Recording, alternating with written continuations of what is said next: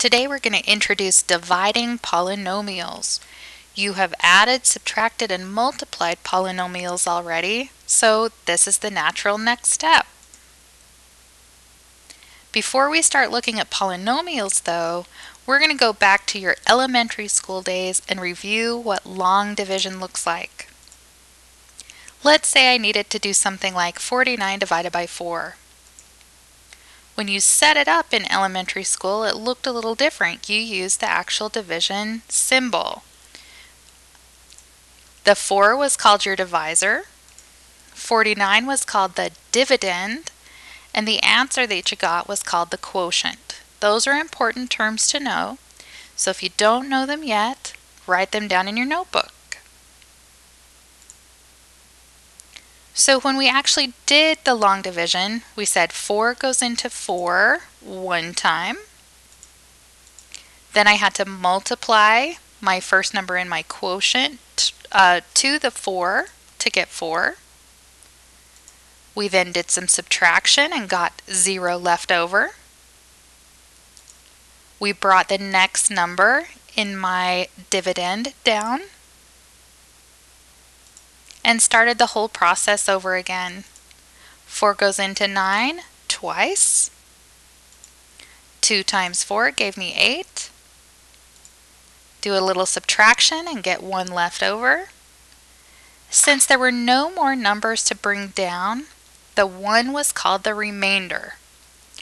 And what did we do with that remainder? Well, we put it over our divisor to make a fraction. Instead of writing 12 and 1/4, I'm going to write 12 plus 1/4. You'll see why in just a minute when we get into our actual polynomials. Let's also review some middle school math when you had to do things like x to the third power divided by x. Your teacher probably had you write it as a fraction. In the numerator, that means we have 3 x's being multiplied together. In the denominator, we only had 1 x. And then we did a little reducing. What I ended up with was x squared over 1, or just x squared.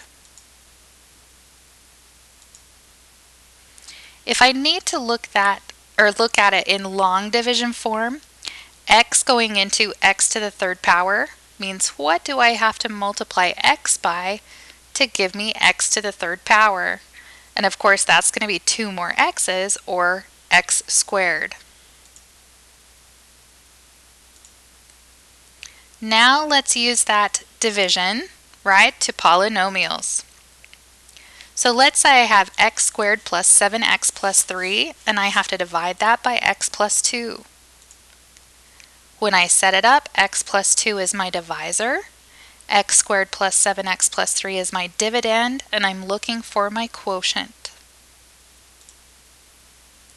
This is going to be a little bit different than what our other long division looked like. However, I'm going to take the first term of my divisor and only put it into the first term of my dividend. So I'm going to say, how many times will x go into x squared? What will I have to multiply x by to give me an x squared? That would be just an x.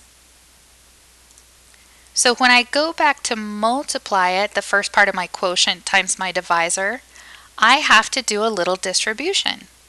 I'm going to multiply this x times all of x plus 2. I have to multiply it by each term in the divisor. When I do that, I'm going to get x squared plus 2x. I'm still going to do some subtraction, but this time I'm going to subtract both terms. So x squared minus x squared and 7x minus 2x will leave me with only 5x. When I bring down the next number, I bring down the sign in front of it as well, so I bring down a plus 3. I start the whole process over again. How many times will x go into 5x? What do I have to multiply x by to give me 5x? And of course that would be a positive 5. Then I have to go back and multiply that positive 5 by x plus 2. Again, I'm going to do a little distribution here. That's going to give me 5x plus 10. When I subtract, I have to subtract both terms, the 5x and the 10. And what I'm going to be left with is a negative 7.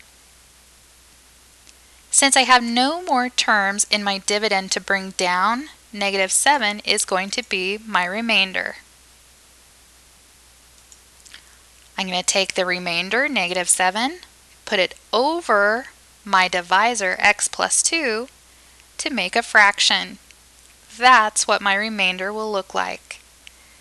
And I'm done with the problem. That is my answer.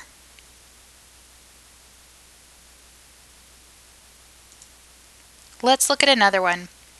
Let's say I have to take x to the third power plus 2x squared minus 2x plus 8 and divide that all by x minus 4.